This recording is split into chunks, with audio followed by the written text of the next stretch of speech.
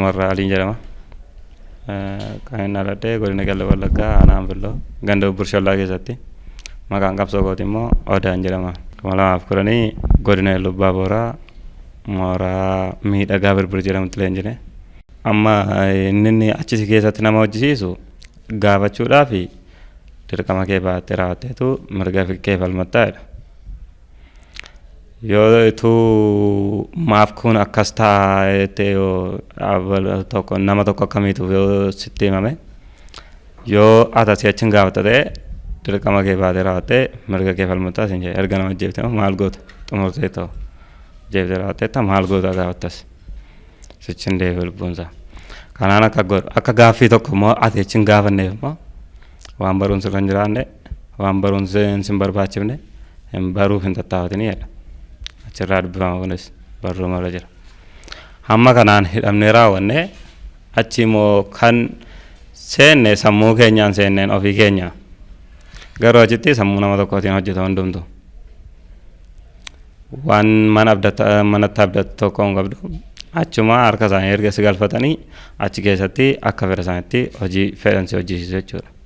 Godhiif hin godhinitti amantaa godhiif hin godhin irraa ceetee jennaan shira qabdaa jechuudhaan si fuudhanii mooraa si buusu.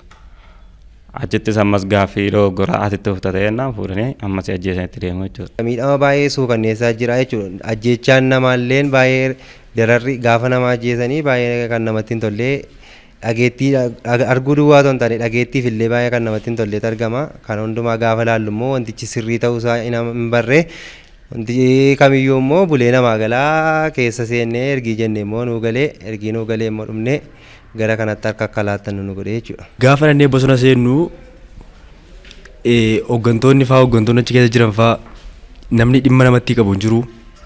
Yoo dhukkubsattan illee namni siin yaalu hin jiru. Ijoollee baay'eedha kan bakkeetti dhume. Ijoollee baay'eedha gaanii kan allaattiin nyaatee namni owwaalan qabanii. Yoo owwaalalees gaafa lola tokko lolan dhiisanii baqatanii reeffa fa'aa dhiisanii fiigu.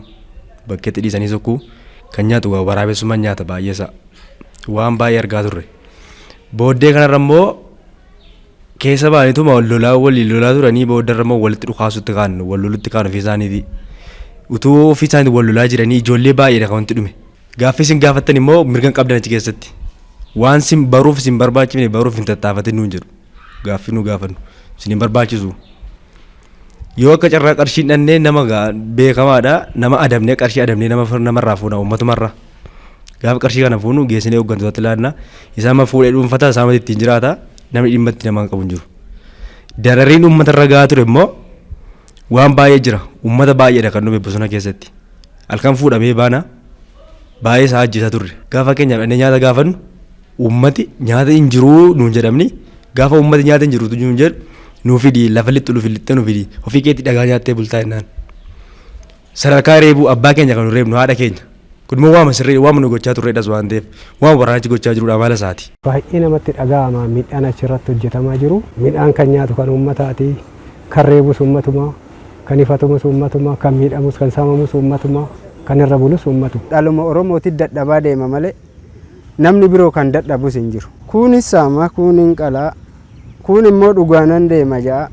Kuun immoo duuba deemee balleessa waan ta'eef galman ga'u. Oromoon bilisoomtuu danda'in garbummaatti ol hambisu jechuudha karaa biraan. Eenyuun bilisoomsitaa eenyuun immoo ajjeesta.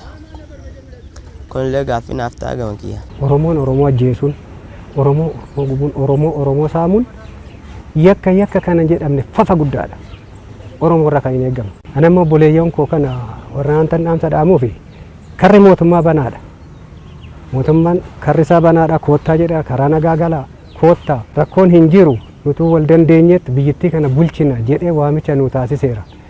Karaa nagaatiin galanii boleeyyan isaanii bira haadholii isaanii abboota isaanii ajjeesuu dhiisanii saamuu dhiisanii waliin teenyee wal gorsinee warri lagatti hafellee akka jirutti utoo galee nu faana akkuma keenya kana karaa nagaa galee biyyattii kana misoomaan nu jabaate waliin hojjenne kanan hawwaafan.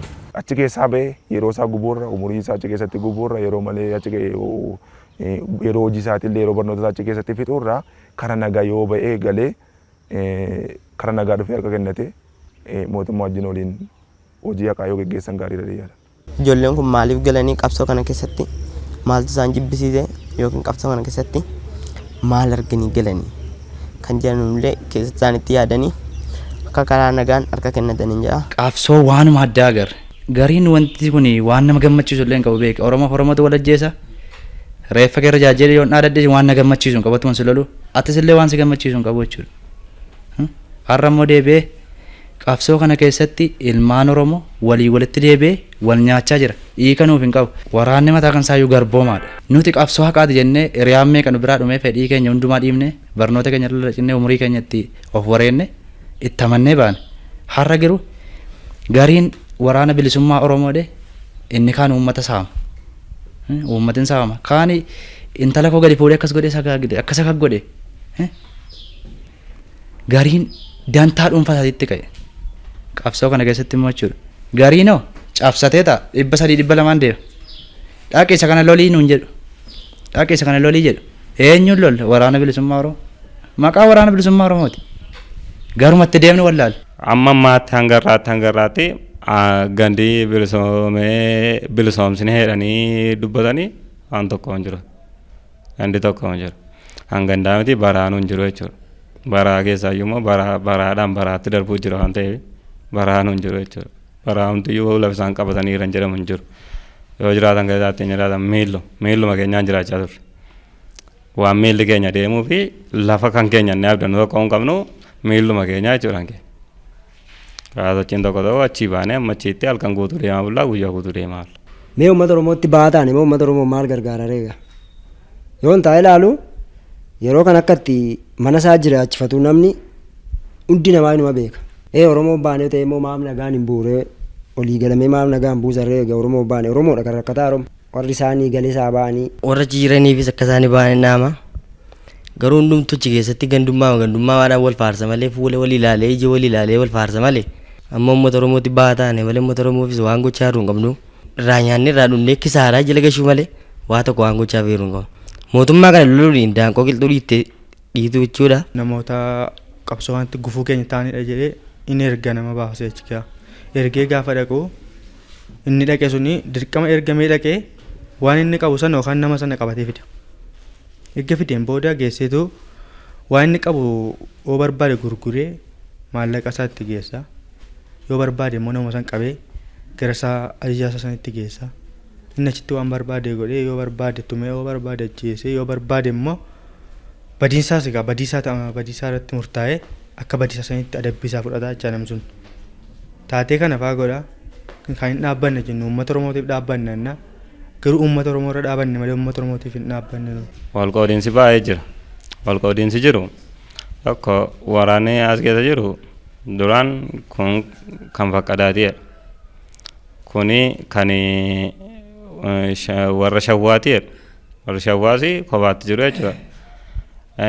Deebi'ee kuni warra birgeediiti. Warra shawwaa warra birgeediitiidha. Warra keenya ammoo isaanii warra shawwaatiidha. Kan ittiin wal qoodamtu gama hunda isaatti. Amma kun immoo kan marroo yoo dhaqee yeroo sana keessaa kan warra shawwaati wajjin walitti dhugaa ture. Gidduu sanatti ijoollee meeqan miidhame miseensa meeqan miidhame. Ammas inni yoo jira walii galtee irra gaame tokko yoo hin jiru. Akka kanatti wal qoqqooddiin baay'eetu jira jechuudha.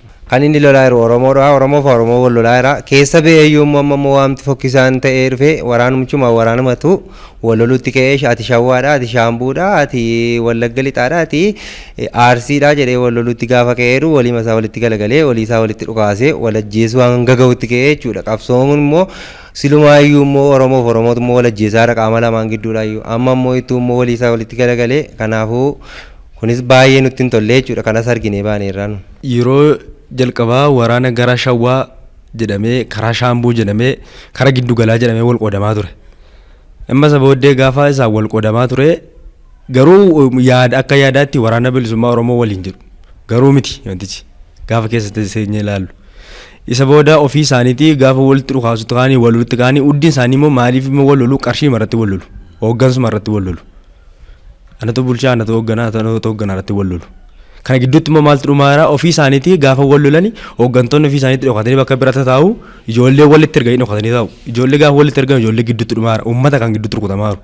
Uummati isa rukutama. Ijoollee isa gidduutti rukutama waraanichi isa rukutama. sababii isa kanaadha amma wanti nu keessaa yaadee wanti nu galuu didee haala isaaniitti ulfaatennaan hin ulfaata qabsoo sirriis hin jirran jedhamu waraana bilisummaa Oromoo fi jedhu garuu saamichaan gaggeeffamaa jiru walii isaaniitiin wal ajjeesanii wal saamuu uummata saamuu qarshiidhaaf jedhanii hooggansaaf jedhanii kan isaan akkasuma wal godhan. Ofii qoramaa jiraatu inuma qoramuu inuma rakkatu jireenya qorophee jiraata dhalli namaa. Fayyaa abbaa nagaa bosona keessatti yeroo umurii isaa dabarsaa umuriin amma darbaartu kun immoo bor qaqqabdeetti deebuu hin dandeessu.